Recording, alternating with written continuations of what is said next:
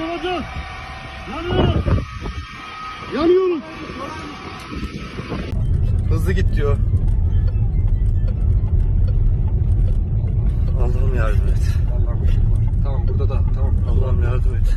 Tamam. İtfaiye ikinci ekibi. Yukarıya yardımcı olmamız lazım bizim. Biz arabayı bırakalım tekrar çıkalım. Abi yok yürü. Oğlum ya. Yürü. Arkası kapandı bile. Önümüz kapanmaması lazım. İtfaiye gitmesi lazım. Terima kasih sudah nonton. Jangan lupa like, subscribe, dan share ya.